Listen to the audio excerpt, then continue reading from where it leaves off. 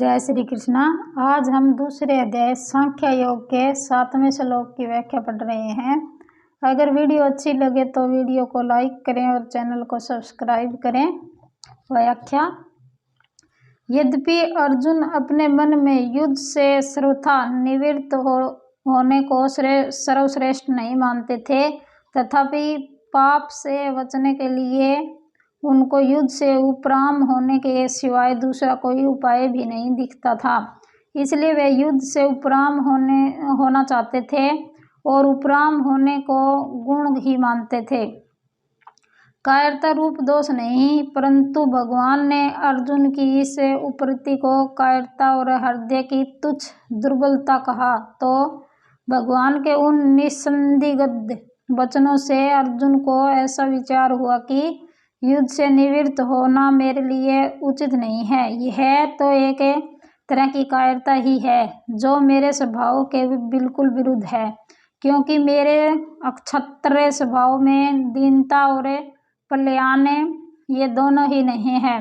इस तरह भगवान के द्वारा कथित कायरता रूप दोष को अपने में स्वीकार करते हुए अर्जुन भगवान से कहते हैं कि एक तो कायरता रूप दोष के कारण मेरा क्षत्रिय स्वभाव एक तरह से दब गया है, और दूसरी बात मैं अपनी बुद्धि से धर्म के विषय में कुछ निर्णय नहीं कर पा रहा हूँ।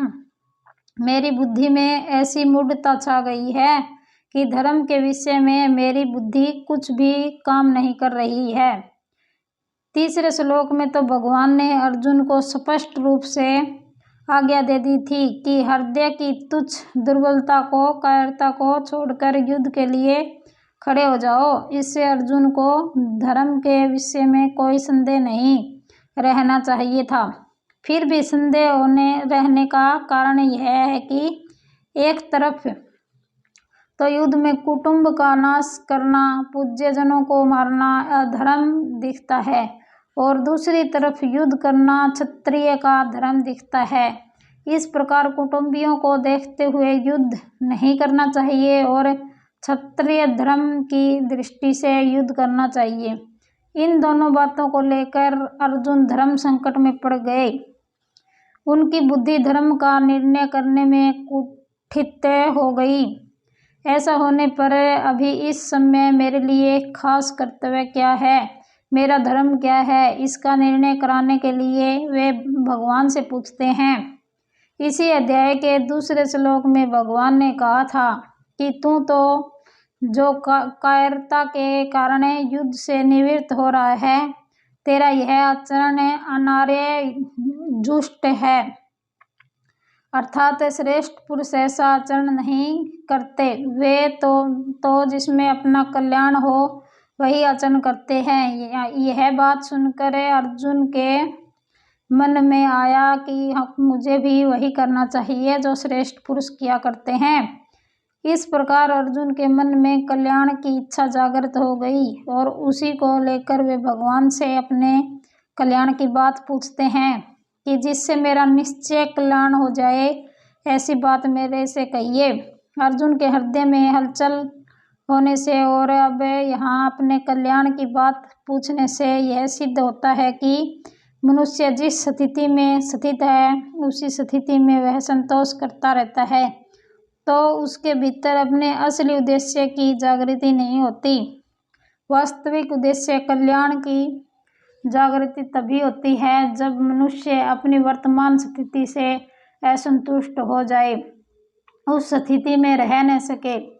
अपने कल्याण की बात पूछने पर अर्जुन के मन में यह भाव पैदा हुआ कि कल्याण की बात तो गुरु से पूछी जाती है, सारथी से नहीं पूछी जाती। इस बात को लेकर अर्जुन के मन में जो रथीपन का भाव था, जिसके कारण वे भगवान को यह आज्ञा दे रहे थे कि हे आयुष, मेरे रथ को दोनों सेनाओं के बीच खड़ा कर दीजिए, वह भाव मिट जाता है और अपने कल्याण की बात पूछने के लिए अर्जुन भगवान के शिष्य हो जाते हैं और कहते हैं कि महाराज, मैं आपका शिष्य हूँ, शिक्षा लेने का पात्र हूँ, आप मेरे कल्याण की बात कहिए।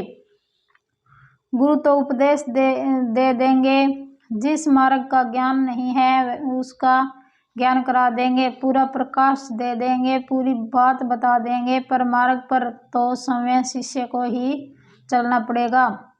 अपना कल्याण तो शिष्य को ही करना पड़ेगा। मैं तो ऐसा नहीं चाहता कि भगवान उपदेश दें और मैं उसका अनुष्ठान करूं, क्योंकि उससे मेरा काम नहीं चलेगा। अतः अपने कल्याण की जिम्मेवारी मैं अपने पर क्यों रखूं, गुरु पर ही क्यों न छोड़ूं।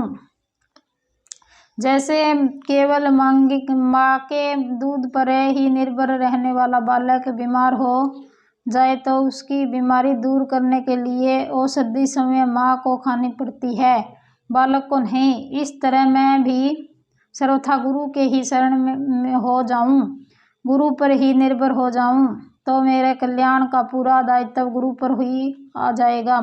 समय गुरु को ही मेरा कल्याण करना पड़ेगा। इस भाव से अर्जुन कहते हैं कि मैं आपके शरण हूँ, मेरे को शिक्षा दीजिए। यहाँ अर्जुन तमाम प्रपन्नम पदों से भगवान के शरण होने की बात तो कहते हैं, पर वास्तव में सर्वथा शरण हुए नहीं। अगर वे सर्वथा शरण हो जाते तो फिर उनके द्वारा सधी माम मेरे को शिक्षा दीजिए यह कहना नहीं बनता, क्योंकि सर्वथा शरण होने पर शिष्य का अपना कोई कर्तव्य रहता ही नहीं। दूसरी बात, आगे 9वें श्लोक में अर्जुन कहेंगे कि मैं युद्ध नहीं करूँगा। अर्जुन की वह बात भी शरणागति के विरुद्ध पड़ती है, कारण कि शरणागत होने के बाद मैं युद्ध करूँगा या नहीं करूँगा, क्या करूँगा और क्या नहीं करूँगा, यह बात रहती ही नहीं। उसको यह पता ही नहीं रहता कि शरणे क्या कराएंगे और क्या नहीं कराएंगे। उसका तो यही एक भाव रहता है कि अब शरणे जो कराएंगे वही करूँगा। अर्जुन की इस कमी को दूर करने के लिए ही आगे चलकर भगवान को माम में कम शरणम वर्ज, एक मेरी शरण में आ जा, ऐसा कहना पड़ा। फिर अर्जुन भी करिए वचनम तव, आपकी आज्ञा का पालन करूँगा, ऐसा कहकर पूर्ण शरणागति को स्वीकार किया। इस श्लोक में अर्जुन ने 4 बातें कही। इनमें से पहली बात में अर्जुन धर्म के विषय में पूछते हैं, दूसरी बात में अपने कल्याण के लिए प्रार्थना करते हैं, तीसरी बात में शिष्य बन जाते हैं और चौथी बात में शरणागत हो जाते हैं। अब इन 4 बातों पर विचार किया जाए तो पहली बात में मनुष्य जिससे पूछता है वह कहने में अथवा न कहने में स्वतंत्र होता है। दूसरी में जिससे प्रार्थना करता है उसके लिए कहना कर्तव्य हो जाता है। तीसरी में जिनका शिष्य बन जाता है उन गुरु पर शिष्यों को कल्याण का मार्ग बताने का विशेष दायित्व आ जाता है। चौथी में जिसके शरणागत हो जाता है उस शरणे को शरणागत का उद्धार करना ही पड़ता है, अर्थात उसके उद्धार का उद्योग समय शरणे को करना पड़ता है।